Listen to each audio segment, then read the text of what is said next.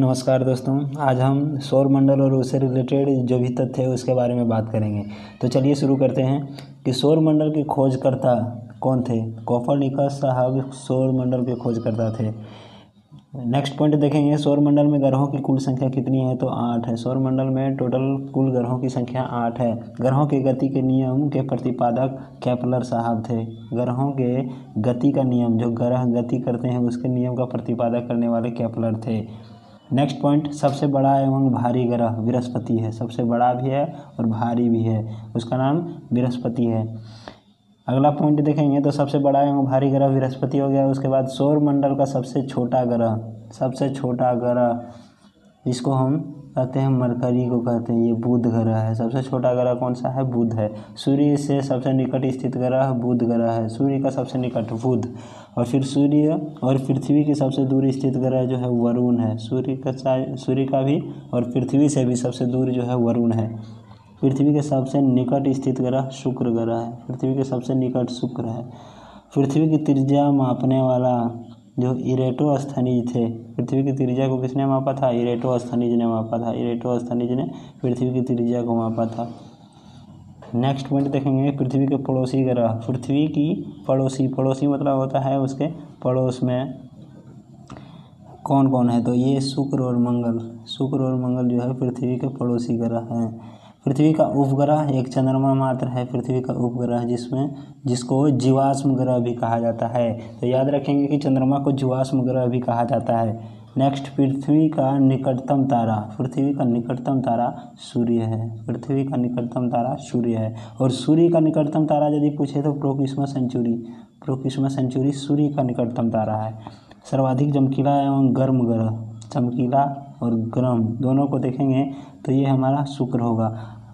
लेकिन जो है सबसे पहला जो सूर्य के सबसे नज़दीक ग्रह जो है बुध है, तो वो सबसे गर्म होना चाहिए, लेकिन नहीं, ये शुक्र क्या है, सर्वाधिक चमकीला भी होगा, सर्वाधिक गर्म ग्रह भी शुक्र ही होगा। सर्वाधिक ठंडा ग्रह के बारे में बात करेंगे तो वो वरुण हो जाएगा।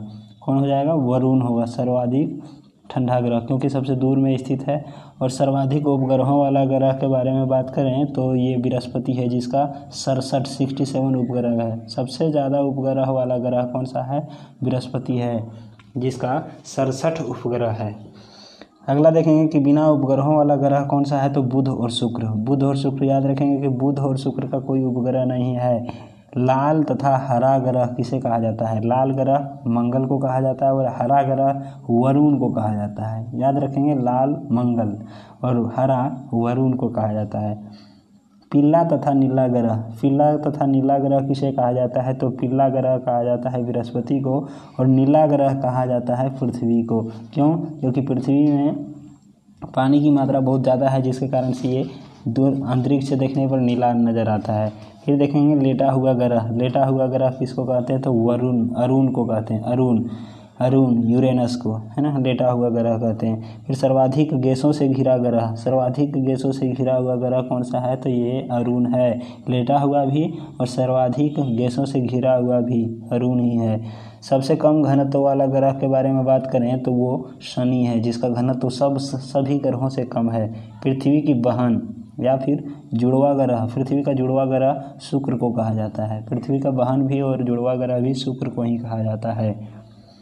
नेक्स्ट, भोर या फिर सांझ का तारा शुक्र को कहा जाता है।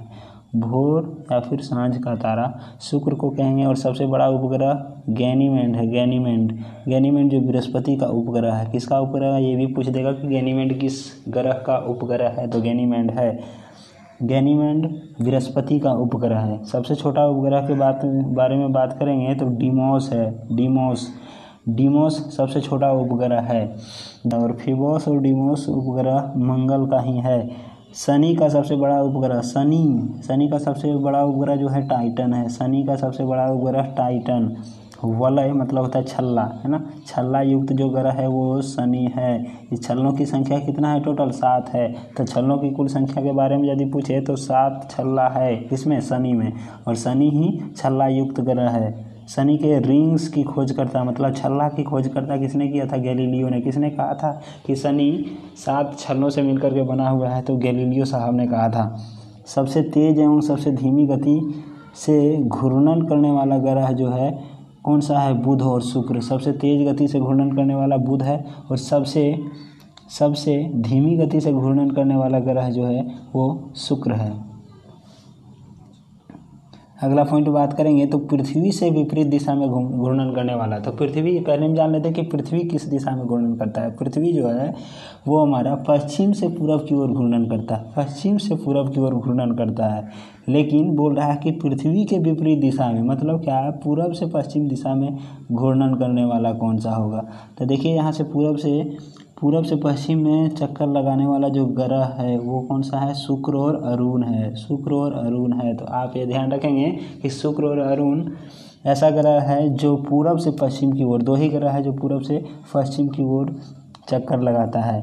नेक्स्ट, सर्वाधिक चमकीला तारा साइरस है। साइरस, जिसको डॉग स्टार भी कहा जाता है। साइरस को डॉग स्टार भी कहते हैं और सर्वाधिक चमकीला तारा भी है।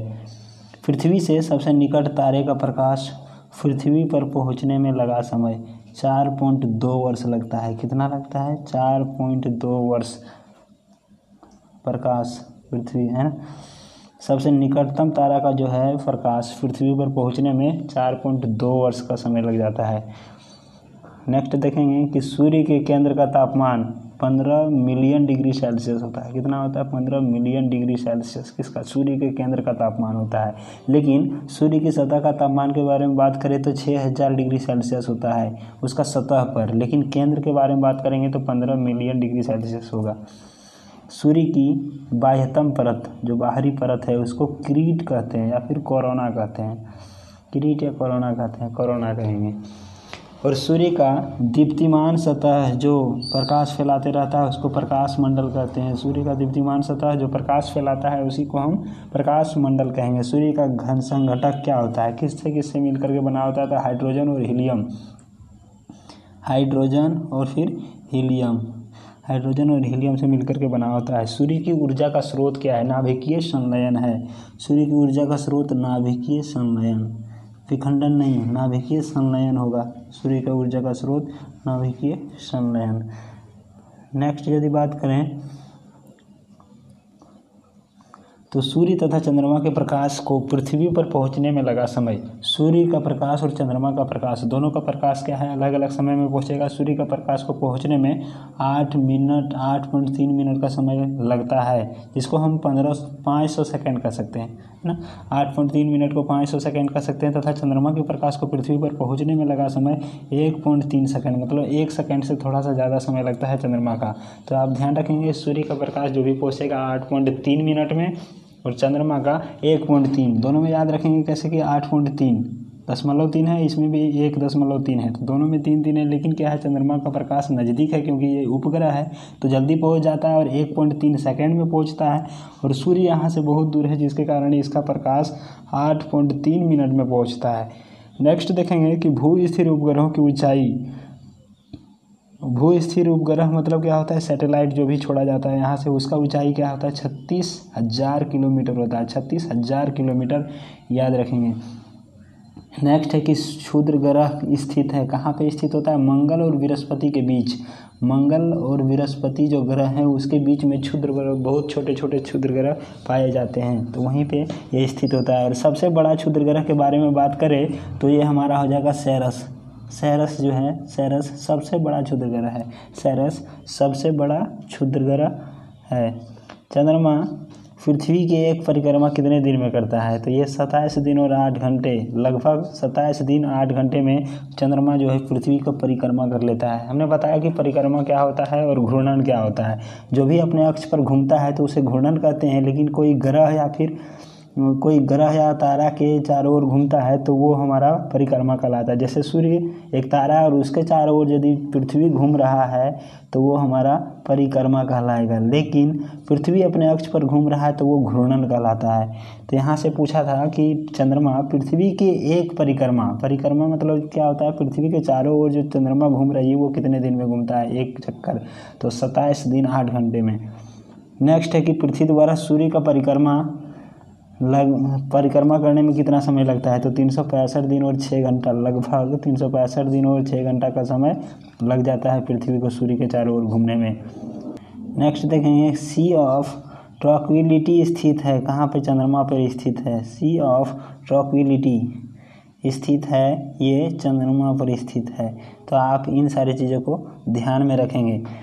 तो दोस्तों ये रहा सौरमंडल के संक्षिप्त में विवरण, जिसमें हम बहुत सारे क्वेश्चनों को यहाँ से डिस्कस किया और हमें उम्मीद है कि ये वीडियो आपको बहुत पसंद आया होगा। यदि पसंद आया तो हमारे वीडियो को लाइक कर दें और चैनल को सब्सक्राइब करके बेल आइकन को दबा दें, ताकि आने वाले सारे वीडियो का नोटिफिकेशन मिलता रहे।